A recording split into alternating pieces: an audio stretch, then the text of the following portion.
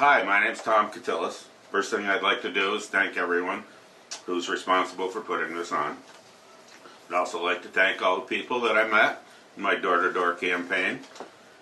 The responses have been very positive and helpful to me. And it's important to the whole town, I think, to get out and get in touch with them. So, thank you. I'm Bob Bevilacqua. I'd just like to echo Tom's sentiments. I'd like to thank everyone who's setting this up, and thank the people of the community for watching. And I think it's important. I think it's important that we sit down together and talk about our different ideas and way to run the town of Harrietstown. Thank you. Okay. So for those watching at home off camera, I'm Chris Knight from the Adirondack Daily Enterprise, and Andy Flynn. Say something, Andy. Yep, Andy Flynn with Denton Publications. Is also going to be asking questions. Mike's panning around on us. Okay. So we'll be asking questions, and we flipped the coin beforehand. Tom got the first opening statement, and that means Bob's going to get the first question here. And we've framed it so that the first group of questions is about the airport, the second is about economic development and the business park, and then it's sort of a variety of different questions after that. Okay, so Bob, you ready? Yep. Okay. On the subject of the airport, you both have said, and again, Tom, you'll be able to answer this right after. You both have said you want to boost revenues at the airport and reduce its burden on town taxpayers. But some of the ideas you both have suggested include things the town has already tried that have resulted in little or no success. Some of the examples of that include sharing the costs of the airport with other municipalities or playing with fuel prices. Most people agree the airport's an asset and an important economic engine. But what new ideas do you have that can get the airport in the black that haven't already been tried? And please be as specific as possible. New areas that could be tried would be, well, first of all, the one thing I would like to go ask the county if they would either return some of the tax dollars that the airport generates, or cut the county's tax on the fuel that we sell at the airport. That would be a benefit, be a good benefit to the airport. The other things that the problem with looking for money from other municipalities is that you can only get it at their will. I mean, you have nothing. You really don't have a way to force them to give us more money. So that's something we will. We'll always ask them if they'd be consider us more in their budget. And now the problem is right now everybody's in the same boat that Harrietstown and the village everybody's in. The money's very tight, and so it's hard for anybody to find extra money to give to one organization. The other areas where it's been mentioned to look at would be like paying for long-term parking. Well, I checked with the Plattsburgh Airport, the international airport up there, the other night, and to create long-term parking there, they had to put up a fence. They had to put up an automatic gate when you go in, an automatic ticket dispenser. So you had a ticket when you went in, and then an automatic gate going out, and an automatic way to pay with a credit card when you go out. That'd be an expense the airport just can't afford. There's other things you can do. You can try and encourage the pilots when they come in to purchase more fuel. You said play with fuel prices. Not really playing with the fuel prices. It's trying to come up with different encouragements for them to get the pilots to buy as much fuel as you can sell them through giving them other services as well. Lab services, de-icing, overnight tie downs, and that type of thing. Okay. Is that 2 minutes? That was. Okay. And you'll get 30-second rebuttal after Tom if there's something you'd like to ask. Okay, you ready? Tom, same question. Just the same question. And I can repeat the questions if you need. No. I think that we need to go to the county. We need to go up there and talk to them. It's a regional airport. It's very important to the entire county and Essex County also.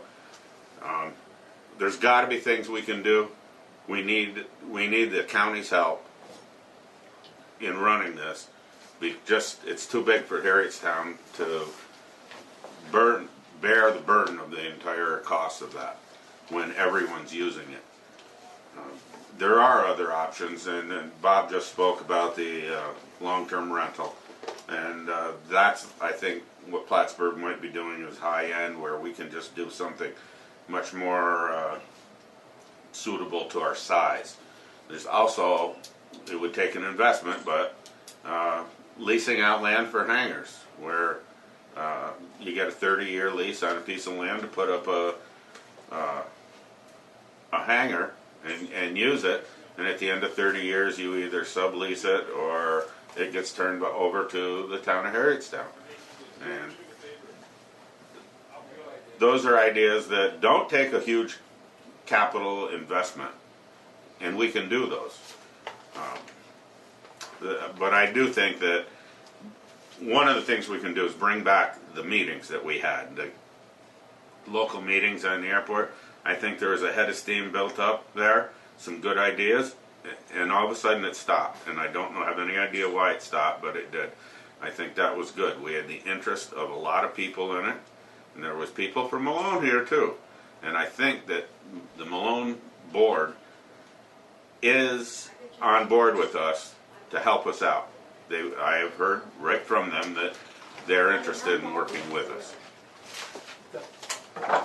Bob, you've got another 30 seconds if you want to add to your... Well, on the long-term parking, the thing with that is if you're paying someone, if someone's paying you to leave their vehicle in long-term parking, their expectation of security is raised if they're paying for parking. That's why you need a fence, you need some kind of security, some kind of patrol to watch it. And there aren't that many cars out there that you would be able to tip for long-term parking. Anyway, the picture you showed on your website, Tom, that was the parking lot where the employees park, where the people work in the cafe park, where the FBO parks. That's the airport parking lot. The other thing about about leasing the property for hangars, we already do that. That's something that's been going on for as long as anybody can remember. And on the monthly meetings, we have monthly airport meetings, which are open to the public. Anybody can go to them. Tom, you've got another 30 seconds if you want to use it. No, go to the next question. Okay. Andy. One more airport question. And this one goes to Tom. This one goes to Tom. As in other aspects of life, you can't get to where you want to go unless you have an idea of where you're going. What is your vision for the airport? Tom. I can see the airport making money. I don't see why it doesn't. I think it just needs a little attention. It serves a large number of people. It's vital to our economy up here also. But you can't let it just sit and lose a large amount of money every single year. We're going to run out of a savings account to pay for that every year, I think. It may not ever make a lot of money. It may not ever make money, but I think we can get it a lot closer than we are right at this time. It can grow. There's more and more people moving up here, and hopefully they'll use it. Lake Placid uses it. The Upper Lake uses it. Trudeau Institute, I think, uses it. I think anybody coming here now is using it. So I don't see why it can't make money and be profitable and not solely on the backs of the Harrietstown taxpayer. Timer, man. Very good. Peter's adjusting the clock for those watching at home. Yep. Bob, your vision for the airport? My long-term vision would be to have it be a regional airport where everyone in the Essex and Franklin counties at least are paying for that for the facility. That would be, I said, it's a long-term goal. Short-term goals would be to not short-term goals, but the thing that I see that we should have the biggest room for improvement, I should say, would be fuel sales for, like, when that Adirondack Club and Resort opens up, when they finally get their final clearances. I mean, those people they're talking about high-end homes there. A lot of them are going to be flying in. I mean, that will help with the offset the cost to the taxpayers. If we get some more people coming in, we've got 6 shovel-ready sites for hangars that are all ready to go. We're just waiting for somebody to come in and say they want to build a hangar. We've got sites there that have power and they have power and sewer and everything right there. Just all they can do is put a building up, and they're set to go. And that's what we're prepping for.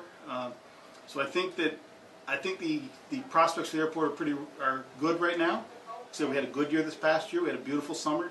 We had a lot of flights come in, and a lot of people are discovering this area. And it's I think we have a good future out there. The getting it down to being a zero burden on the taxpayer, that's going to be a long haul. That'd be, if it become a regional, that would be the closest that you get to that. I mean, my house, assessed at full value, is about $229,000 at full value.